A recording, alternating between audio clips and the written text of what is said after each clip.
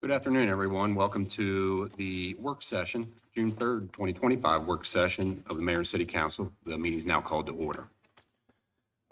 First up, we have Housing and Urban Development Home Program. Amanda Gregg and Margie Joe.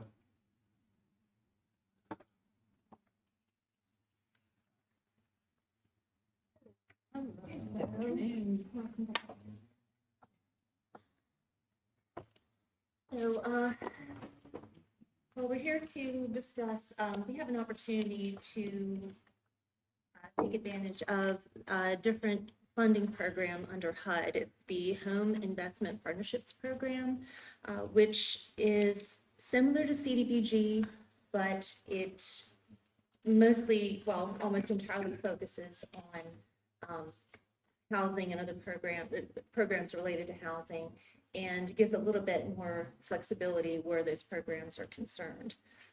We're in a good position to begin participating in this program. Right now, we're developing a new 5-year consolidated plan. We're in the process of that right now. And Home and CDBG can work together to address housing priorities under that plan. Our initial qualification as a participating jurisdiction, or PJ, will require us to make up the difference between our allocation from HUD of roughly $361,000 and the participation threshold of $500,000. So we will need to, the local jurisdiction will need to come up with about $140,000 in order to participate. After the initial qualification, it does require a 25% match for each annual award, but this is not required to be provided up front. This can only, it's only required to be realized by the end of that fiscal year. And it can come from other sources. If we have subrecipients, their match can act, if we have subrecipients, their participation can qualify as match for the program in those later years.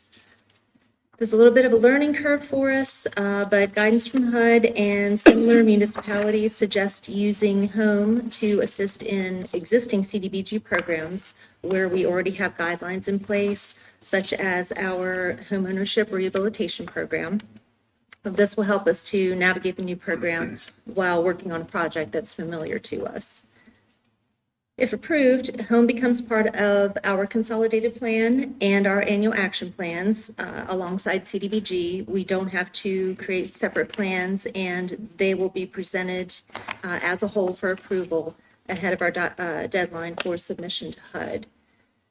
So our deadline to notify HUD about our intention to participate in the Home program is next Friday, June 13th. So we've requested a special session for next Tuesday, the 10th, for a vote by this body, and then we will relay the result of this to HUD to let them know one way or the other. Our caveat is that at this time, no local funding has been identified or is in the budget.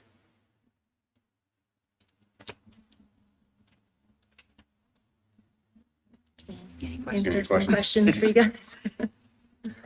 Will this program address the affordable housing aspect of one of our goals? So, That's what it is. Yeah. Its main purpose is affordable housing. perfect. And there's 4 different avenues for that, which are pretty complex if you get into some of those. But HUD recommended that we look at a program that we already have and kind of piggyback off of that during our first year to get started and then expand. We did reach out to Howard County that is participating, has been participating since 2000, just to kind of get an idea of what they do. Obviously, they've been doing it for a long time, have a lot of policies. The program has a lot of avenues to create new ownership through tenant base, through rehab, through site plan, through tax sale. There's a million different things it can do. I think our biggest struggle is being notified on May 14th that we're a participant. And obviously, this was not budgeted item for us.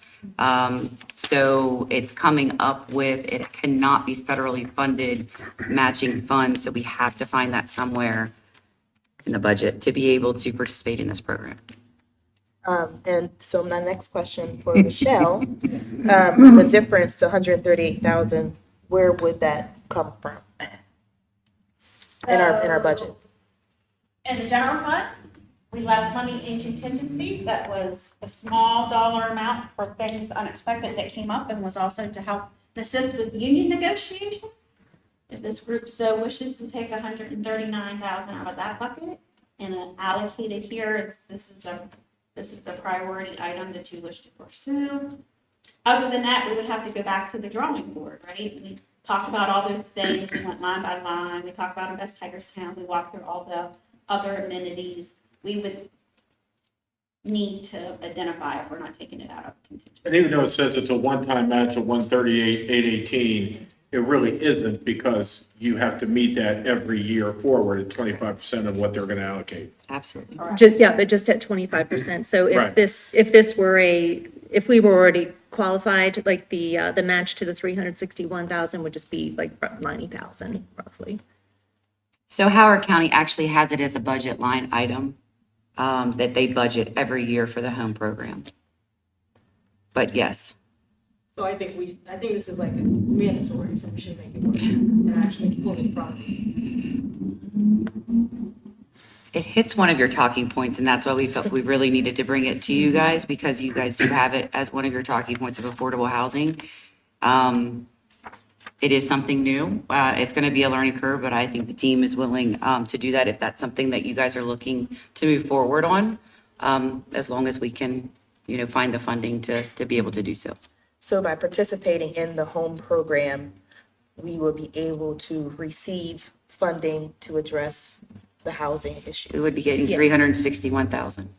So we this get, year. so it's a 100% match. Well, no. What's that? So we have to make up to get to 500,000 is what we have to do. So we got $361,181 was awarded to us. So we have to make up the difference to get to the 500,000. That's where the 138 comes in. For So we year get one. Just for the 138. first year. We yeah. get 138, we could get back 138. No, we get 361,000. Okay, that's what I'm trying to say. Yeah. Okay, so we No. get about 138, but we're getting more back. So Oh, our, yeah. our Okay. total to spend will be 500,000 Gotcha. on the program. But then the overall picture is we're expanding that affordable housing, so that's why this is like a must. There's no going back. This gives us an opportunity to put more funding towards, rehab, tenant-based rental assistance. I see new construction as well. Yeah, There's caveats to that, but yes. yeah, it's flexible yet strict. So let me just make sure I understand. So we have 361, but to have that available, we have to give. Come up with a different- Get into Yeah. 138, Okay, 139. but do we still use, but are we still able to use It that? goes into 500 that. grand. Yes. So Can this be used towards any other program that we're doing also, like the other, or? is We it- can tie into housing projects that we're already doing under Right, CDBG, but yes. Okay. The short answer is yes. So like if anybody applies, they can apply for both of them and potentially get funding from each one? I think it sounded like we would fund different activities, like say we would Like create an one could be activity like, for like oh, the this is for homeowner the- rehabilitation. Okay. So where we acquire property and rehabilitate it, we would say, okay, we're going to put in 100,000 from CDBG and 100,000 from the home Okay. fund. So it would still you kind of can be like kinda just the use them same for these- activity. okay, Yeah. So it wouldn't be somebody else's burden to decide where the funding is allocated from. This program is very expansive. It's huge. I mean, all of the training programs are not less than almost 600 pages to learn all the avenues of the program. Many different areas to go into. I think that's why the HUD rep recommended we start small, and then over the years, like Howard County, they started with one program and then expanded and just kind of did different areas that they could help assist. But it's definitely a program that I think for the funding, you had asked when we had presented for the home ownership, the HHI, kind of that was a little bit of a different caveat. This has a lot more expansive options to be able to expand in not just regular home ownership, but also assisting the low to moderate income and nonprofits. There's just many partners. I don't think it's a little overwhelming to go into all of it. But I think it's a great opportunity for us to start and to build on for the years to come, if that's something that you guys are interested in. To Amanda's point where she just brought up, this program is, like CDBG, it is restricted to lower income, so. It's So- 80% of the income to qualify for like the home ownership stuff. And they do have a cap on how much you can sell a house for, those kind of things, but nothing that we are not familiar with. So it has its HUD restrictions, but it is it's more broader, the use of the money. As far as housing is concerned, it is broader than CDBG, yeah. Are you locked in any way with the distribution of funds in terms of time? In other words, let's say you help somebody out to buy a house. Do they have to be there a certain amount of time? And if they sell the house, do they have to sell it with the same low income restriction? I think the homeownership part of it is not as limited that way. Now, for like construction for new rental properties, there is an affordability period that has to be met. But for just homeownership, I don't. And affordability? There's a recapture tax, depending on how you use the home ownership portion of it. If they sell it within that time period, there's a lot of timetables on that. So it's going to depend on what program, if we absolutely decide to do the rehabilitation one. There is restrictions. I think we put it on our own that they have to live there for 5 years to beat that recapture rate.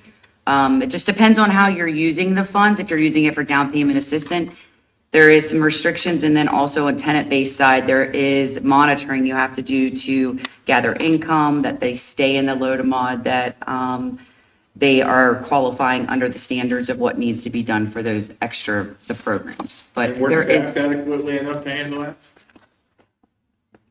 That was kind of a rhetorical question. I think it We depending think if we so. start out small and get to Right. learn the program.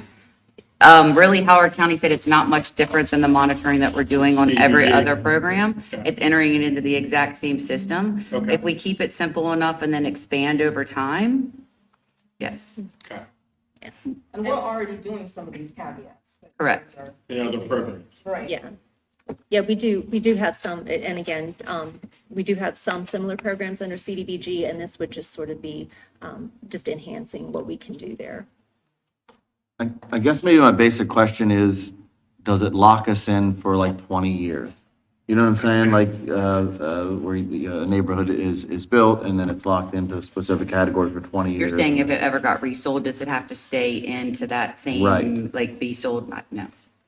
That owner would have to repay any addition if they got, I think, in a certain period. So say we sold it for the HUD median sales price, which was 271, and they, in a certain period of time, ended up selling it for 400,000, they would have, I think, a penalty on that extra of the asset that they sold it on, to have to pay the city back for the HUD portion of that. And home can actually be a part of a mixed income development as well. It's just that a certain percentage, home is limited to whatever percentage is going to actually serve the low and very low income community. So let's say we do this and we don't want to do it next year. We can't afford to do it next year. We can We opt out. cancel it Every year, we anytime? have to tell them if we're going to take the Okay. fund. But year by year. All right. I'm good. And do you have a certain time period in which to spend the first 500,000 you repurchase? Yes, everything, the funding has to be committed within 2 years and then expended within 5. I'm good. Oh, okay. Yeah, I'm good Sounds with that. familiar. So do you want this out of general fund contingencies, or are we taking it away from our invest takers now? General fund.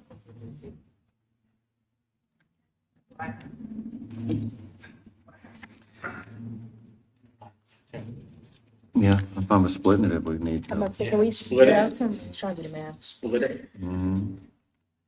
Yeah, I mean, because it's accomplishing some of what we're doing in Yeah. the best Hagerstown anyway, Yeah. you know? So I think that it's fine to eat some of that, to get more of what we cut back anyway. Yeah. What's happening? As long as we're Roughly 70 from Yeah. each.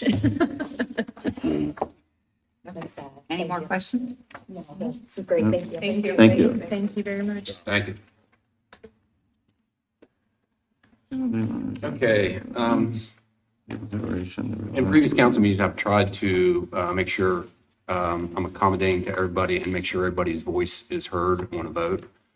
So we've decided to bring back the revised ordinance to prohibit lodging outdoors.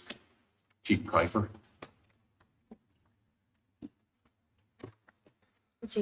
Good evening. So back in front of you again on the outdoors, prohibited lodging outdoors ordinance. Do want to just let you know that we did make a minor change to the ordinance. There was a section in the ordinance on the enforcement side that had a section that said law enforcement and other city employees. Really, no other city employees could enforce it, so we took that section, that part out. So it's just law enforcement, the enforcement side. So just wanted to let you know we didn't pick up on that the last time we were in here, so we made that change. And again, I just want to reiterate that this isn't an ordinance against homeless people. It's an ordinance that just protects us, that fills a gap that we have a void in. And you know, I know Councilmember Burnett, you've talked about, we have ordinances that cover the majority of this, and you're correct. The majority of what we have on the books will cover what we're doing. But there's a specific part that those don't cover. And that's the part that we want to make sure that we have that tool in front of us now before it becomes a problem. The last thing I would like to see is that we've got, for lack of better terms, 10 cities popping up, and then we enact an ordinance, and then we go out and have to disband all those 10 cities. But I think the image of that would be far worse than just dealing with it on a one-off basis from here or there. This gives us the ability to really pursue voluntary compliance with people because there's something that is backed up in law, where right now there's no backup in law on some of the circumstances.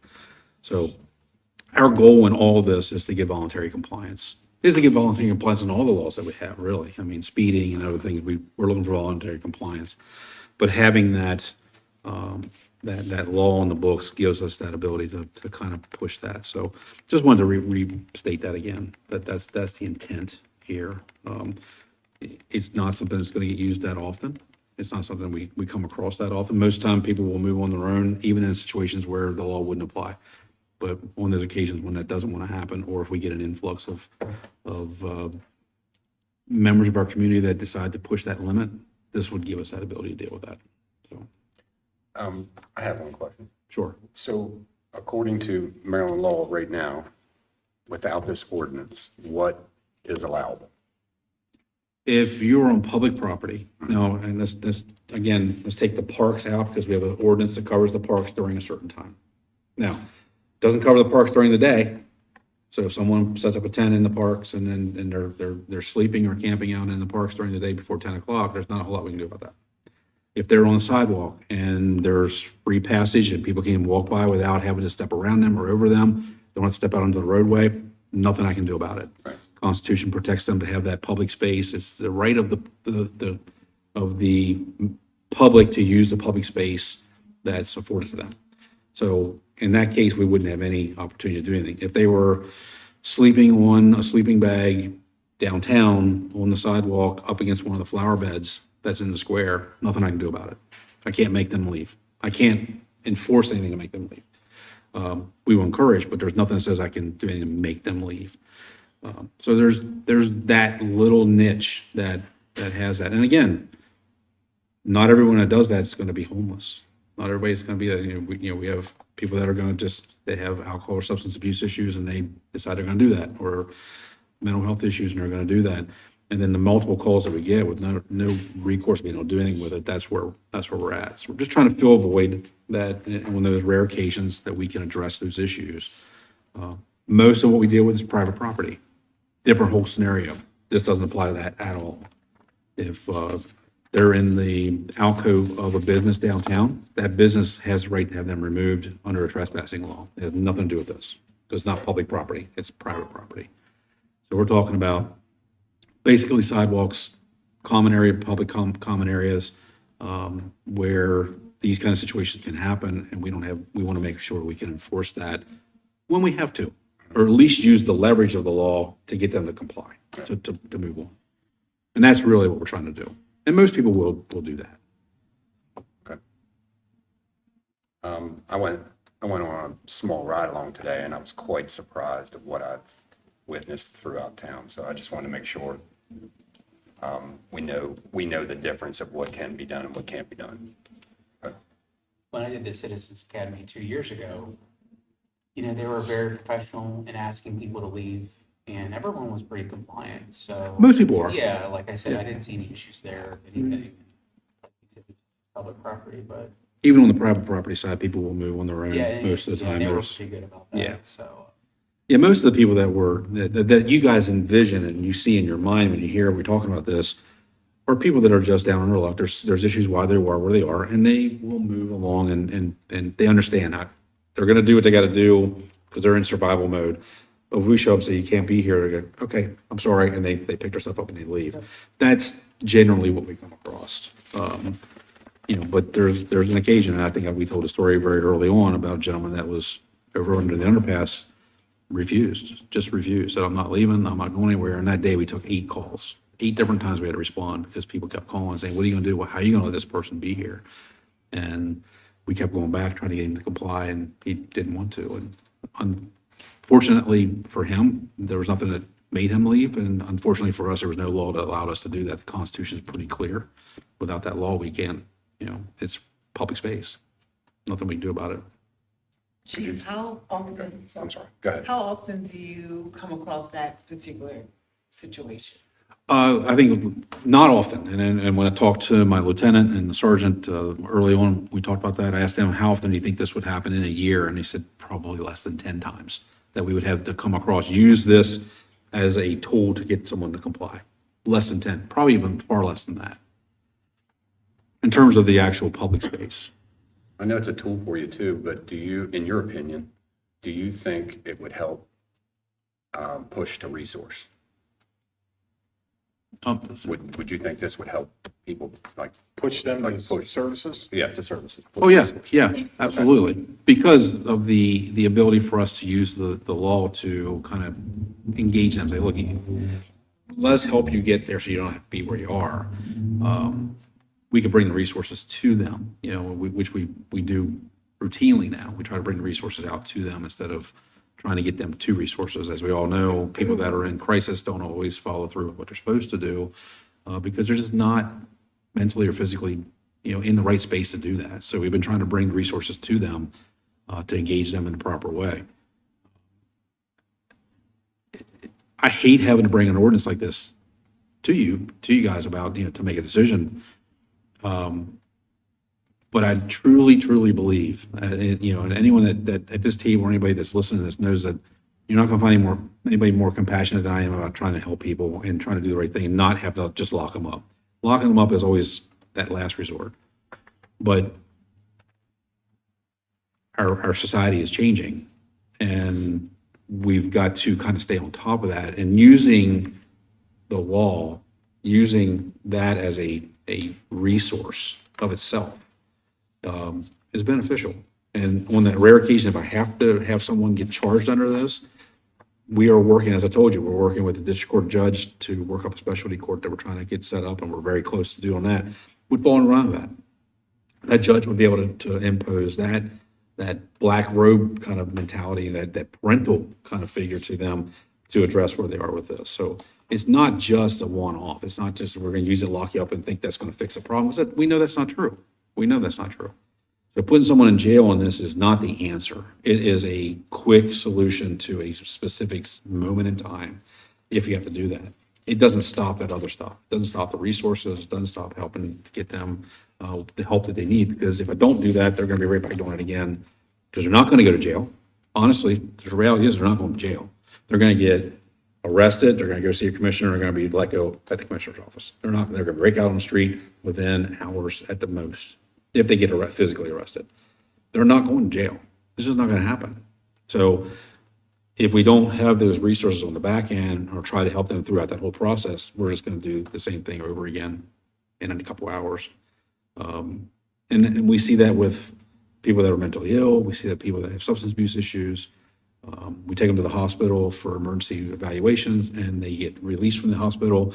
And we've had times where they've gotten released and within an hour, we're back dealing with them again, having the same issue, just at a different location. So that we know we're going to deal with. But this just gives us some leverage on those rare occasions to deal with situations that we can't envision everything in the future. I mean, I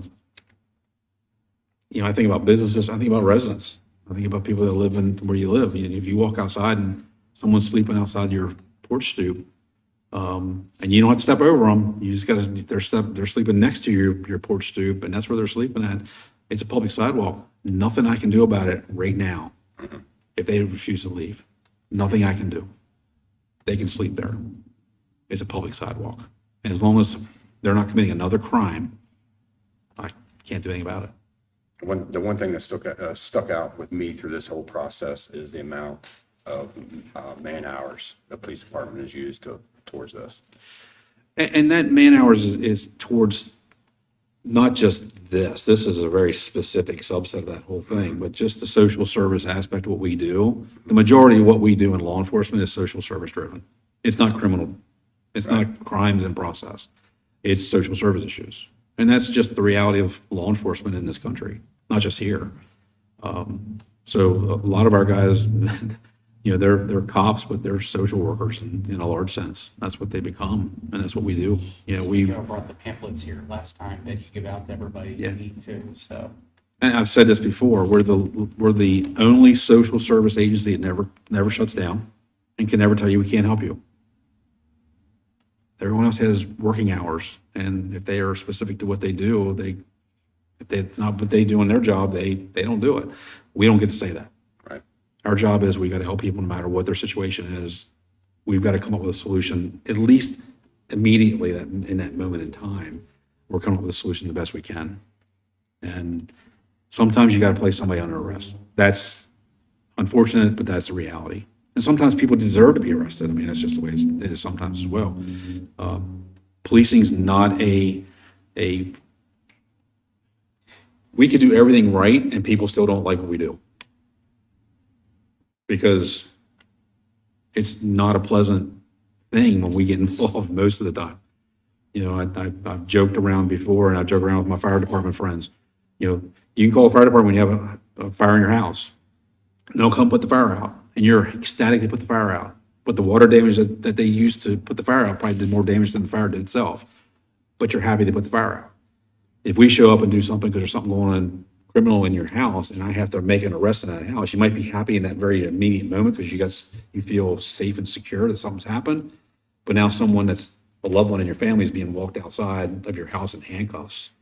And it's either the breadwinner of the house or it's someone that now people are now upset that they're being removed and we've taken them away. So that's just a reality of what we live with, and we understand that. We've changed the way we look at how we do what we do in our communities over the last 30 years I've been doing this job, to be better at trying to help on the front end than wait to the back end to just respond and make to make an arrest. Policing is a responsive type of job. We show up when the call comes out, and we got to deal with it right then and there. We try to be preventative, we try to do proactive things, but the majority of what we do is reactive. We show up when we get the call, and we've then got to deal with it. You've been placed with this problem, find a way to find a solution. And laws have changed. A lot of changes. It's downstate has made a lot of changes for our community. I don't agree with a lot of them, but it's where we are. And the whole judiciary and everything else has changed. And, the capacity at the jail has changed. I mean, 25 years ago, we could lock up somebody for a drunk and disorderly, and they'd go to jail for a couple of days until they went to court. There's no room in the inn at the jail for people that are drunk and disorderly. There's just no room. That's a reality. They're over capacity at the jail now. So solutions have to be done on both sides. You got to look at how we can be more compassionate and work on those solutions of helping people, but also have some leverage on the back end. So we always want to use the carrot as much as we can, but sometimes you got to have the stick. Sometimes the stick gets you to the carrot. And that's what we're trying to work on with the judge and working with the specialty court on the back end, is try to use that system to help people who can't think for themselves because they're not in the right space mentally or emotionally, have someone help them along that sits on a bench that wears a robe. Yep. We think that'll have some some big time help as well. And we've seen that around the country. We've seen other places that use that very successfully. Any other questions for Chief? Yeah, so in your opinion, because I feel like a lot of times we don't, the average person doesn't get to see what you guys see. So do you think something like this is necessary because of the increase of the unhoused or the decrease of the resources that have been kind of up and down? I would say increase in the unhoused is definitely So plays a big like for component of that. example, within this year, if you could, put a number on it, like your percentage, what would you feel like that looks like? The increase in the unhoused, I couldn't give you that. And again, I want to be very clear, not everyone that we see Right, it's not are unhoused. A lot of what we see are people that, lack of a better term, they have a place to sleep at night, but they live on the street. That's where they go and hang out all day or all night. They can appear to be homeless. People take that, they use their implicit bias and assume that they're homeless when they're really not. So the biggest thing I can say is it's not even the increase in the unhoused, it's the change in the mindset of the people that are unhoused, or the people that are those, for lack of better terms, people that live on the street, that choose to be out there, that maybe go home and still sleep in the morning at wherever they live at. Their attitude towards society and towards what they want to do out on the street has changed.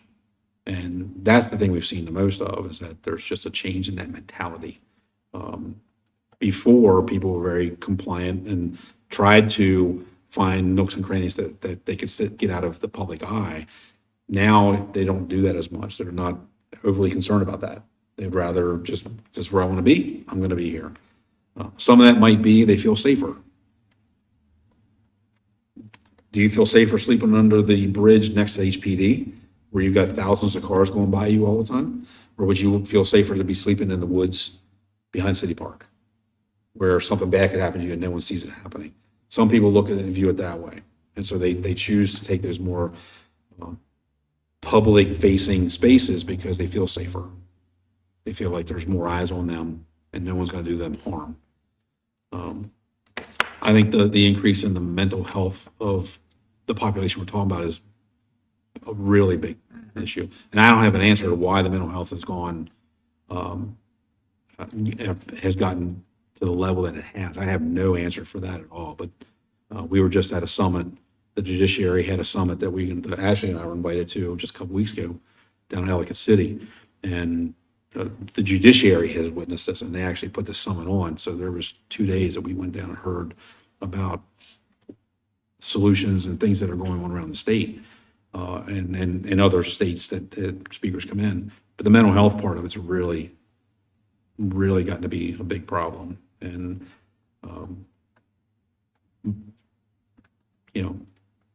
so that's where we are with that. But I couldn't give you a percentage. I know that we know, anecdotally, we feel it, we see it, that there's an increase in a population of what appears to be unhoused, or those that are just choosing to be on the street, hanging out,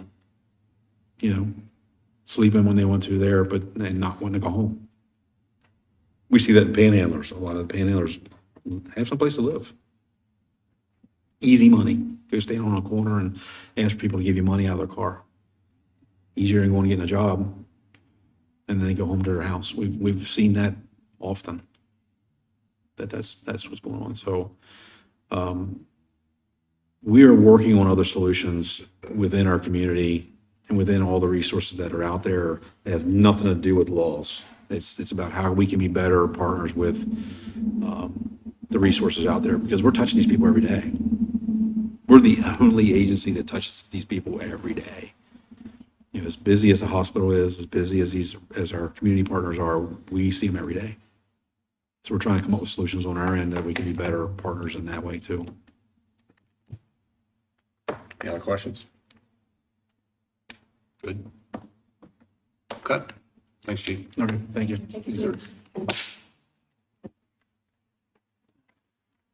Okay, I'd like to welcome back our city administrator. Glad to see you again. Great to be here again.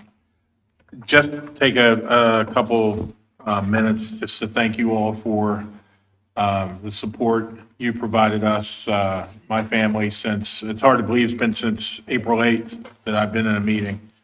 It was the worst time, being budget time, but, you know, I just want to thank Michelle, she's still back there, thank Michelle for covering everything for me, because I took the advice from several of you and pretty much shut this place out of my head for a while to focus on my wife getting better. I'm happy to say that she has progressed very well.